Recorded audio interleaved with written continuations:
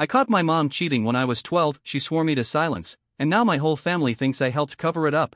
My family is coming apart at the seams, and somehow I'm stuck in the center of it, taking heat from every direction. I honestly don't know if I'm the villain here or just the scapegoat, but I'm starting to lose my grip trying to figure it out alone. To give you a bit of context, I'm 25, a woman, and I've been married to my husband Michael, he's 29, for nearly 3 years now. I have one older brother, Alex, who's 36. Up until about a week ago, I thought everything in my family was fine. Or at least as fine as families get. But if that were true, I wouldn't be telling you any of this. It all goes back to something that happened when I was 12. I had come down with a nasty stomach bug and ended up staying home from school. I'd spent the night before throwing up, and by morning, I was still running a fever. My dad was the first to notice. He's always up by 5 for work, and he heard me retching in the bathroom. He called the school to report me absent and headed out. My mom had gotten in late from a work event the night before, and she was still out cold when Dad left. He scribbled a quick note about me being sick and left it on the kitchen counter. Honestly, I don't think she ever saw it. When she eventually got up around 7:30, she looked distracted, kept glancing at her phone, and rushed out of the house around 8. She had no idea I was still home. I passed out again on the couch watching cartoons and didn't wake up until around 11. I had to use the bathroom, and it was another rough round. I was in there for maybe 15 minutes. When I came out and was just settling back onto the couch, I heard someone unlocking the front door. At first, I figured Dad had come back early to check on me, so I almost called out. But then I heard my mom's voice and a man laughing with her. It wasn't my dad. They were mid-conversation, chatting about dinner plans or something casual. And that's when it hit me, she had no idea I was there. I didn't even think. I just panicked and dropped behind the couch into the little alcove. From there, I could see them through the space between the couch and the wall, but they couldn't see me from the front entry. It sounds strange now, hiding like that, but I was 12 and scared out of my mind. My instincts just kicked in. Then I saw her. My mom walked in with a man I'd never seen before. For a second, I tried to convince myself he was just a coworker or something. But that idea vanished fast when they started kissing right there in the living room. I froze. They were all over each other, whispering things I didn't understand, just a few feet away from me. I wanted to scream or bolt, but my body wouldn't move. I was too shocked to do anything. Eventually, they went upstairs, to my parents' bedroom. I stayed hidden behind the couch, quietly crying, not knowing what to do with myself. I don't know how long I stayed curled up like that, but eventually, I heard them coming back downstairs. The man left. My mom wandered into the kitchen. I was still frozen in place, but I must have shifted or made a sound, because she walked into the living room and saw me. The second our eyes met, her face went pale. She knew instantly that I'd seen everything. But instead of asking if I was okay, or trying to explain, she grabbed me by the arm so hard it left bruises for days. She yanked me to my feet and hissed through her teeth, "If you ever tell your father what you saw, you'll destroy this family." She laid it on thick, said Dad would leave us, we'd lose the house, and it would all be on me. That I'd be the one who ruined everything. And then, as if someone flipped a switch, she suddenly became sweet. She sat me down, stroked my hair like everything was fine, and said it was just a one-time mistake that wouldn't happen again.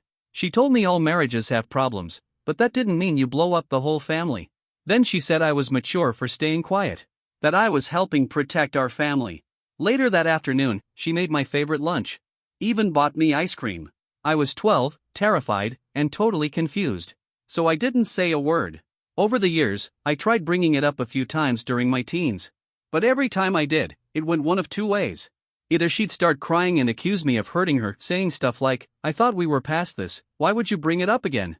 Or she'd get cold and remind me how telling Dad would tear everything apart. Sometimes after those conversations, she'd go out of her way to be extra nice, buy me things I'd casually mentioned wanting or act overly sweet for a few days. It was like she was trying to erase the tension with gifts. Eventually, I just stopped being home. I joined every club at school I could. Slept over at friends' houses every weekend. Took any summer job that would keep me out of the house. My dad noticed. He tried checking in a few times, asking if I was okay, if something was wrong. But I always brushed it off as normal teenager stuff. And every time he reached out like that, the guilt ate me alive. When I left for university, it felt like I could finally breathe again. That's where I met Michael, during my second year. We dated for 3 years and got married after graduation. I never told him about what happened with my mom. I shoved it down so deep I almost convinced myself it didn't matter anymore. That it was just one mistake, like she said. That bringing it up now would only drag everyone through more pain. Then, last weekend, my dad called a family meeting and said it had to be in person. Michael and I drove the 2 hours to my parents' place. Alex was already there when we got in. From the moment we walked through the door, you could feel how heavy everything was. My dad looked awful. His eyes were bloodshot, and he kept rubbing his face like he was trying to stay grounded. We all sat down in the living room. He had to clear his throat a bunch of times before he could even start talking. Then he said he was divorcing my mom. He'd found out she'd been cheating on him with multiple men over the years. He hadn't suspected anything until recently. His phone died while he was waiting for a job call, so he borrowed hers. While he was using it, a message popped up, a photo, and some graphic text, definitely not from someone new. It had history behind it. When he confronted her, she tried to deny it. But when he threatened to go through the whole phone, she broke down and admitted it wasn't just one affair, it was several. Over years. He looked and sounded completely crushed as he told us all of this. Before I could even begin to react, my mom, who hadn't said a single word since we walked in, suddenly pointed at me and said she knew. She caught me years ago and chose to keep my secret. She supported me. Everyone turned to look at me. The look in my dad's eyes completely shattered me. Alex looked like he wanted to throw up. Michael stared at me like he didn't even know who I was. I tried to speak, to tell them I'd been a child, scared and manipulated, but it didn't seem to register with anyone. My mom kept going, spinning this narrative like I'd helped her lie all these years. She told my dad, "Your darling daughter's been covering for me this whole time. She didn't care about your feelings either." My dad told me to leave. Said he needed space to process it. Alex couldn't even look at me, just sat there, jaw tight, eyes glued to the floor. Michael didn't say a word the entire drive home. And since then, he's barely spoken at all. Last night, when I tried to finally explain everything to him, he just shook his head and said, "I need space to process this," and went to sleep in the guest room. Right now, I feel like I'm barely keeping my head above water. My mom manipulated me when I was just a kid, and now she's managed to wreck every meaningful relationship I have. But I keep looping the same question in my head: would it really have made things better if I told my dad back when I was 12? I've been wondering nonstop if I'm the villain here, if I messed everything up by staying quiet. After I shared my story, the response was overwhelming. I didn't expect that many people to comment, and I wish I could have replied to every single one. So first off, thank you to everyone who took the time to weigh in. Your words helped more than I can explain. A lot of people pointed out that I was just a child, manipulated and scared, and reading those messages helped me realize I wasn't crazy for the way I felt all these years. Others told me that once I became an adult, I should have come clean to my dad. And honestly, you're probably right. I wish I'd had the courage to tell him sooner. Some people also asked why I never told Michael, my husband, before we got married. The truth is, I didn't purposely keep it from him. I genuinely thought I'd buried that memory deep enough to move on. I told myself it didn't matter anymore. That it was one awful thing that had happened years ago, and dragging it back up would just reopen old wounds. That was clearly the wrong call, and many of you weren't afraid to say so. You were right. Since that post, everything's been moving fast. I had planned to reach out to my dad first, so many of you said that should be my next step, but before I could, Michael made the first move. The night after I posted, he finally broke his silence. I was in the kitchen, washing dishes, not really focusing, just going through the motions. Neither of us had eaten much of the dinner I made. Michael stood in the doorway for a long time, just staring at me. I could feel it, but I didn't know what to say. When I asked him if something was wrong, his response hit me like a gut punch. "I'm rethinking our whole marriage." I dropped the plate I was holding. It shattered on the tile floor, but Michael didn't even flinch. He just stood there, arms crossed, cold and unreadable. He said he couldn't wrap his head around how I'd hidden something like my mom's affair, not just from my dad, but from him too. He asked if there were other secrets I hadn't told him. If he could even trust me again. And then he said the thing that hurt the most: if you could protect your mother's disgusting behavior all these years, how do I know you don't have it in you to do the same thing? It was like a slap in the face. I couldn't believe he was comparing me to her, or suggesting I might cheat. We've never had trust issues before this. Not once. I tried to explain again that I was a child when I saw what happened. That my mom had threatened me, terrified me. That she spent years making me feel like the entire family's future rested on my silence. But he just shook his head and said he needed time. He packed an overnight bag and left to stay with his brother. Since then, he's only texted me once or twice, just short messages to say he's safe and thinking things through. I have no idea where we stand now. In the middle of all this, my dad reached out. He texted me asking if I'd meet him at a diner near his office. "We're supposed to talk tomorrow." I'm anxious as hell but trying to hold on to the fact that at least he wants to hear me out.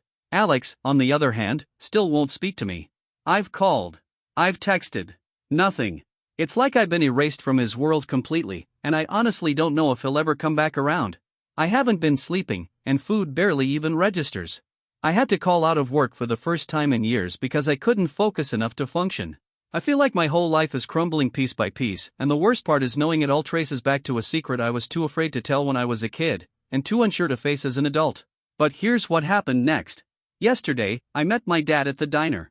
He'd actually taken the day off, which shocked me. He's been at the same job for 30 years and has probably called in sick 5 times, max. When I walked in, he looked like he hadn't slept at all. There were dark bags under his eyes, and his usually neat clothes were rumpled and out of place. But when he saw me, he gave this small, tired smile. And for the first time in days, I felt the tiniest flicker of hope. I started talking right away. Nerves had me rambling before I even sat down. But he held up his hand and gently told me to breathe first. We ordered coffee. Then he said, "Tell me exactly what happened when you were 12. So I did. I told him everything. I told him about the day I stayed home sick, about hearing my mom come in with another man, how I hid behind the couch and saw them kiss, how she threatened me afterward, grabbing my arm so hard it left marks, how, for years, she used guilt and fear to keep me quiet. I even showed him old text messages she'd sent me over the years, times she randomly referenced our special secret if she thought I might be getting too close to telling someone. And then something happened I didn't expect at all. He reached across the table, took my hand, and simply said, "I believe you." Just like that. He didn't question me. He didn't accuse me. He just looked me in the eye and said he knew I'd only been trying to protect our family the best way I knew how. And then he apologized. He apologized to me for not seeing what was going on, for not creating the kind of relationship where I would have felt safe enough to tell him the truth. Then he shared something I had no idea about. Apparently, this wasn't the first time Mom had cheated. When Alex was 14, so I would have been around 3, he caught her doing something similar. He told Dad right away. But Mom denied it and twisted everything, convincing Dad that Alex had made it up out of jealousy, that he was acting out because I had just been born. And Dad believed her. After that, Mom turned on Alex. Treated him horribly. She nitpicked everything he did, ignored him when he needed help, and made him feel like he didn't belong in the house. Dad told me he noticed it happening at the time but chalked it up to Alex being a moody teenager. Eventually, Alex gave up and retracted the whole thing just to make the misery stop. Years later, Dad realized that Alex had probably been telling the truth all along. But by then, the damage had been done. And he'd convinced himself it was easier to move on than dig it all up again. Now he finally understands why Alex reacted so strongly at the family meeting. It wasn't just about me keeping quiet, it was about his own trauma coming back. He had tried to do the right thing and got punished for it. And from his perspective, I stayed silent and ended up as Mom's favorite. After we talked, Dad called Alex and asked him to come to the diner. About 20 minutes later, Alex showed up, tense and closed off. He barely looked at me. But Dad filled him in everything we had just discussed, including how Mom had threatened me and manipulated me into silence.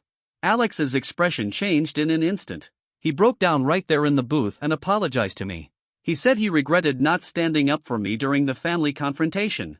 That he should have known Mom had used the same mind games on me that she once used on him.